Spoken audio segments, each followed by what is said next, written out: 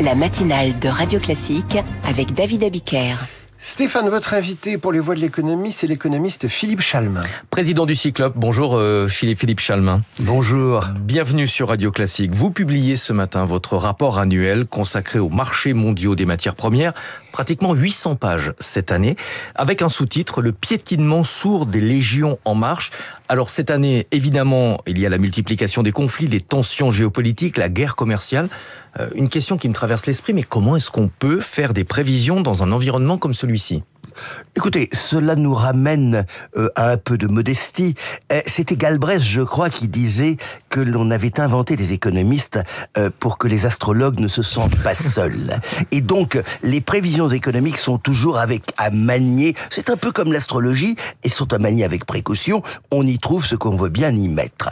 C'est vrai qu'à l'heure actuelle, et on le voit bien dans le Cyclope de cette année, nous avons gardé, j'ai tenu à garder, je dirais par intérêt historique, l'ensemble des prévisions que nous avions fait au mois de janvier. Mais il ne vous a pas échappé qu'à partir du 20 janvier, nous avons largement changé le monde. Nous sommes dans l'incertain le plus total. Nous savons seulement que demain sera différent d'aujourd'hui, et on en a encore eu la preuve ce week-end, puisque juste pour la sortie de Cyclope, Donald Trump, les États-Unis, ont signé un accord avec la Chine, remettant en cause quand même une bonne partie de Liberation Day, et la rédaction de Cyclope s'était arrêtée quelques jours après le 2 avril, donc ce Liberation Day célèbre désormais. Vous avez choisi un éléphant cette année sur la couverture du rapport. Est-ce qu'il faut y voir une image, l'éléphant dans la pièce, pour le marché des matières premières ? Est-ce que c'est Donald Trump et sa guerre commerciale ? Il y a un peu de cela.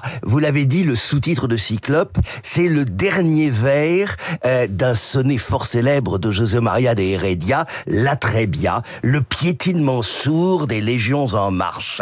On sait que les légions romaines affrontaient Hannibal, et qu'Hannibal, avec ses éléphants, avait traversé les Alpes. Donc l'image, c'est d'énormes pattes d'éléphants qui écrasent tout. Elles vont bientôt d'ailleurs écraser les légions en marche, les légions romaines.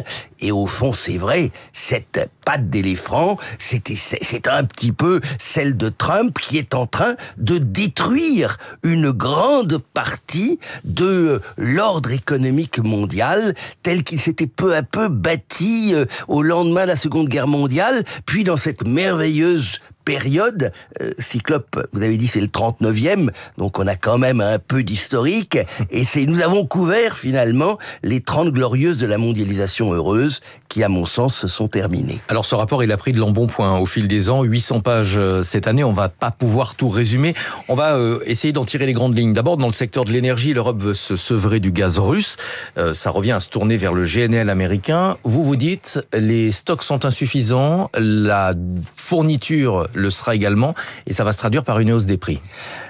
Oui et non. Là, le gaz est probablement un des produits qui aura été le plus bouleversé par la guerre en Ukraine, puis quand même aussi par toutes les évolutions de la transition énergétique. Le gaz reste pour moi le grand chaînon, non pas manquant, mais le chaînon indispensable de la transition énergétique, qui permettra à l'humanité de passer du temps du charbon et du pétrole, dans lequel nous sommes encore largement aujourd'hui, au temps, nous l'espérons pour nos petits-enfants, d'énergie renouvelable et non carbonée vers la fin de ce siècle. On aura besoin de gaz naturel.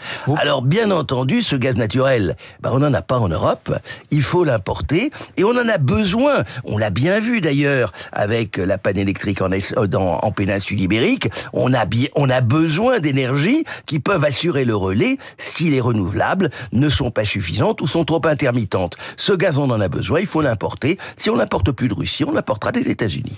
Vous parlez d'une hausse de 23% pour les cours mondiaux du gaz, ça veut dire que la facture pour le consommateur va augmenter de 23% ou c'est plus compliqué ? Nous sommes dans un monde marqué au coin de l'instable. Nous étions à 50 € du mégawattheure sur le marché européen au début de cette année. Nous sommes aujourd'hui à 35 parce qu'on est normalement dans une période relativement plus calme, même s'il faut reconstituer les stocks. Mais on a vu que l'Union européenne essaie de limiter la reconstitution des stocks.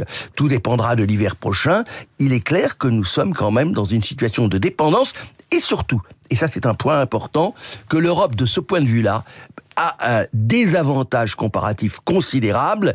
Je vous ai dit que grossièrement, alors cette fois-ci en dollars, le million de BTU, nous payons notre gaz aux alentours de 14 ou 15 dollars. Aux États-Unis, il est à 3 dollars. C'est un énorme désavantage pour l'économie européenne vis-à-vis des États-Unis. Vous pointez également la situation du marché des métaux, problème de tension, notamment sur ceux qu'on appelle les terres rares. Alors, pas seulement, et ne confondez pas terres rares, parce que ça, c'est une petite catégorie de certains métaux. Mais qui sont indispensables, Philippe Chalmin. Qui sont indispensables. Mais il faut élargir, il faut parler de métaux stratégiques. Et là, effectivement, de tous ceux... mais là, il y a une continuité, pour une fois, entre Biden et Trump, mais incontestablement, de cette année 2025, les vraies tensions, ce sont sur les métaux qu'on les a, les stratégiques, et puis ceux qui le seront encore plus demain.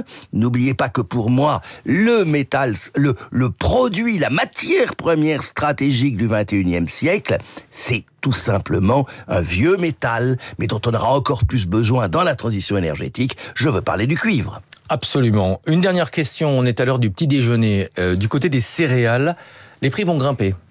Alors, du côté des céréales... de certaines céréales. Tout dépendra de la situation climatique. Ce qui est clair, par contre, c'est que pendant les guerres, les flux et les échanges ont poursuivi, malgré la guerre en Ukraine, que ce soit l'Ukraine, que ce soit la Russie, donc ce qu'on appelle la mer Noire, a continué largement à exporter. Non, finalement... puisque dans Cyclope, nous faisons le bilan de l'année écoulée, paradoxalement, les marchés ont relativement bien traversé ces zones de tourment. On va voir ce que cela va donner demain. Par contre, il y a une catégorie de produits qui a fait la une, et là, c'est vraiment l'heure du petit déjeuner.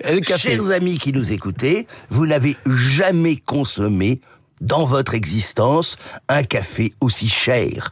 Du moins, pour tous ceux qui ont... Alors, dans ma génération, on buvait peut-être du café. La dernière fois, c'était au moment des gelées du Brésil, en 76-77. Mais depuis, jamais le café n'a été aussi cher. Jamais, alors là, le cacao n'avait été aussi cher. Je pourrais vous rajouter un certain nombre d'autres produits.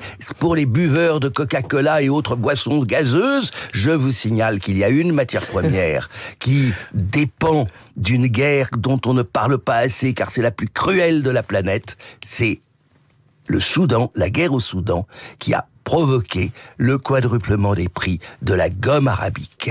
Et la gomme arabique, c'est indispensable pour les boissons gazeuses. Merci beaucoup Philippe Chalmin, directeur du Cyclope, économiste et professeur émérite à Paris-Dauphine. Rougissant le ciel noir de flamboiements lugubres, à l'horizon brûlaient les villages insubres, on entendait au loin barrir un éléphant, et les bas, sous le pont, adossé contre une arche, Hannibal écoutait pensif et triomphant le piétinement sourd des légions romaines. À demain Stéphane, merci à tous les deux, Karine Dijoux et